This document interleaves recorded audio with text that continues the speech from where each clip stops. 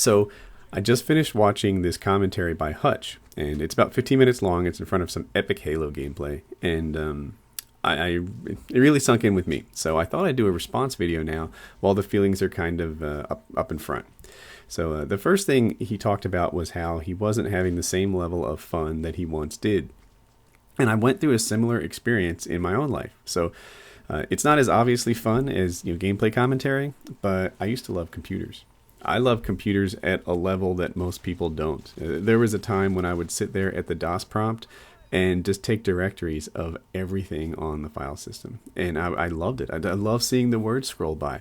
In my younger days, I used to write computer programs that drew pictures of like Christmas trees and presents, or my family, or dogs, or maybe just some work with fractals or repeating patterns, and it was cool to me. I loved it, and then, I got a job doing it, and that was cool. I couldn't believe my good fortune, and it almost felt like my employers were suckers because I would have done it for free. I might have paid them to do it, to learn the things I was learning, to do the things I was doing, and it was just a gift. So I bet that Hutch has experience that really parallels that. When he first got his machinima job, it was like, oh my Lord, can you believe the good fortune that I've had? And then what happens when, I think the concept is called avocation, when you turn your hobby into a vocation, then your hobby becomes your work. And the joy behind it kind of changes. The things that you used to do that were completely up to you, and you sort of, free for all what was on your mind, and the stream of consciousness that would just flow out. Now it's more focused. I see things like Engineering Hutch, which is, I never miss one, by the way. Or Engineering Win, I mean to say, by Hutch. And I never miss one of those.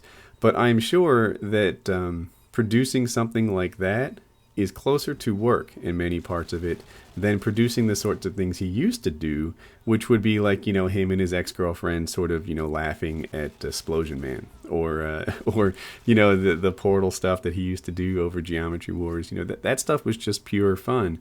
And what he does now is really similar to it, but there's a work wrap around that. It's not pure whatever's on top of your mind. And that's just a natural byproduct. And it's happened to me, right? So now I'm 18 years into my career. And how do I feel about computers? Sometimes it's fun. Sometimes when I get things working and it was a good challenge and I feel like I solved a puzzle, then I get moments of that same joy I used to. But for the most part, it's like, this is work. I try to be a professional about it, and I turn hours into dollars. That's what my work life is like. And I think Hutch's work life is somewhere like that too, but probably at an earlier stage, right? Because he hasn't been doing this for 18 years. But it's like, this is work. I come here. Would it be my first choice of things to do? Well, no, you might like a roller coaster more, but it's not bad. It's not too far down on the list. Work can be a really good time, and he works with good people, and that's where it is. But work is still work, and that just happens all the way through. I think when I hear these NBA stars talk about how it's their job, and there are other guys who are like, what? How can basketball be a job? How can basketball be anything but the most fun thing in the world?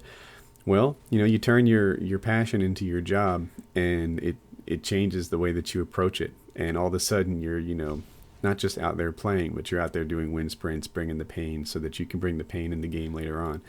My friend, he was he went to flight school to be a test pilot because he's an engineer that makes flight simulators. So they sent him through test pilot school. And at first it was amazingly fun and awesome. And by the end of it, it wasn't fun at all, right? He wasn't out there looking at his house from a helicopter or plane. He was out there recreating some very specific stall maneuver. So I think I'm going too long about this, but the basic idea is when you turn your hobby into work, you're in a good spot. And there's another one thing I'm going to throw out there. I used to be an accountant, or a junior accountant, to be honest. And that started as a job and moved its way toward, oh my gosh, if I crash my car, I'll get the day off kind of thinking. So you're really in a better spot if you start off like Hutch did with something that you love, and even if it degrades into something that's just work, it's so much better than starting with something that you don't love and having it degrade into something that you detest. So anyway, I saw Hutch talk about that, and I thought, oh yeah, I've had similar experiences too, and I thought I'd share that.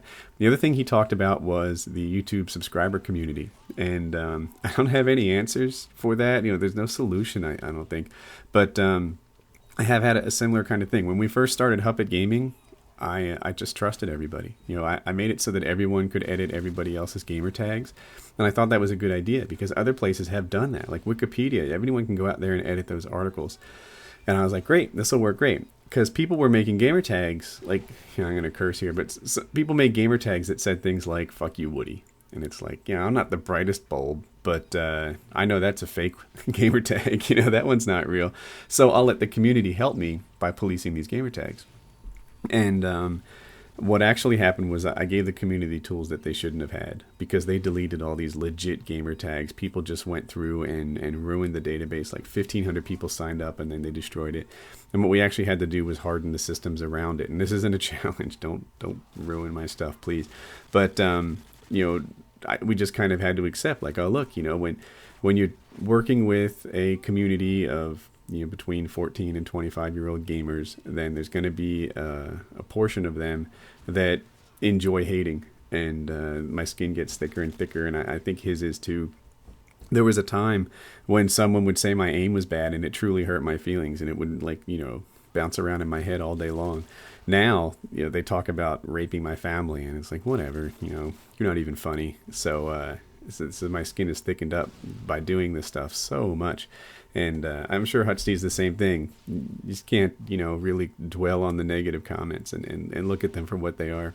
So the other thing Hutch brought up was people that use you.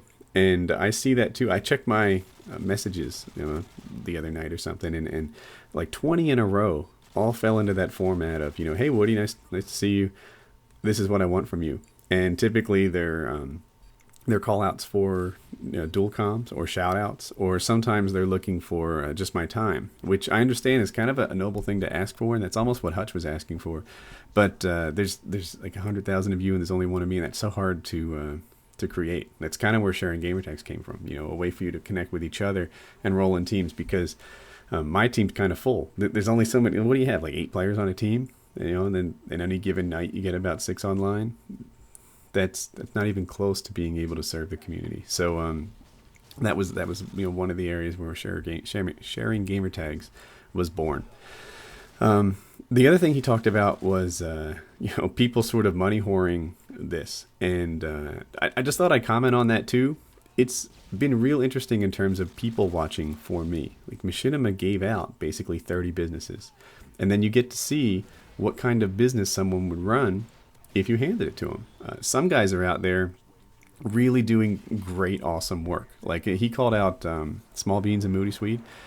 They put out these awesome montages, and they're on everybody's must-click list, right? When it shows up in their sub box, most people get about 1 view for every 4 subs. These guys get a view for every sub, and it's amazing. Even on the higher level, FPS Russia, right? That guy's getting more views than subs every single time he puts out a video. And so some guys are just hitting grand slams and home runs with all their videos that they put out, and that's really cool.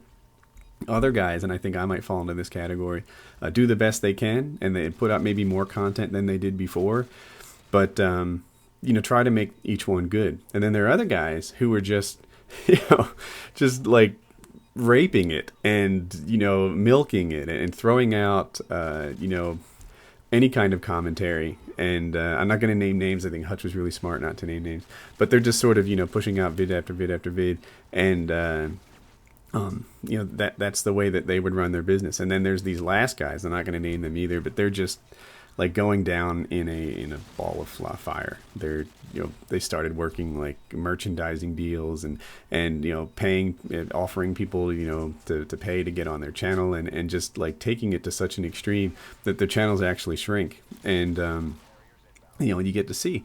This is what happens when you give a guy a business. You know, some guys have a knack for it and make it explode. Some guys just, you know, work hard at it, and that might be where I am. And then other guys run it into the ground. And yeah, so it's interesting to see what happens when you hand out these businesses to everybody. And that's kind of what the YouTube world has become. But I don't think it's a terribly bad thing. I think a lot of guys say, oh, this guy's a sellout, he's not doing well anymore. It's not a sellout if your main focus is on happy subscribers. And, you know, if you say, look, keep your subscribers loving your stuff, and then the rest will take care of itself, then that's not such a bad plan. And some guys are doing that, and some guys are not. But if you're a YouTube commentator and you're out there, I think you should ask yourself: is my primary focus on keeping my subs, enjoying my stuff, or is my primary focus on getting money for this quarter? And where you fall on that is, I think, gonna determine how you do next year, and that's kind of a big deal. And the last thing I wanted to call out, I should say, I just re-listened to this commentary and realized, like, there's something I left out, and it was status. So I think, I'm trying to say it right. I feel like I'm more qualified to talk about status than Hutch is, because Hutch is one of those guys on top of the world. And he's so on top, I think maybe he says to himself, dude, trust me, it's no big deal. Don't worry about status, it's nothing. And it's kind of like Bill Gates saying, don't worry about money, you'll be fine. It's like, well, yeah, but you don't understand money problems. And so like to Hutch, and this is from me to you, it is hard to resist the temptation of saying, like, yes, and I know this guy. It is like, you are somebody special that people desire to be around. And that's like, I kind of get where they're coming from. I'm almost at a level where I let it go, right? It's okay.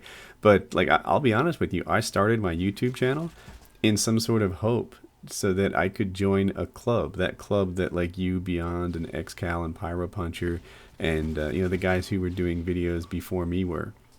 So, like, I think I'd be dishonest if I said that one of the perks that I enjoy a lot about having a channel that's doing pretty well is being able to get to know the other people who have channels that do well. And so, when I see a guy who has fewer subs than me, right, maybe he's in like the 15K range or even lower than that, excited about getting to know me, then, I have a sympathy for that, because I'm in the same position too, just, at the level, the next level up.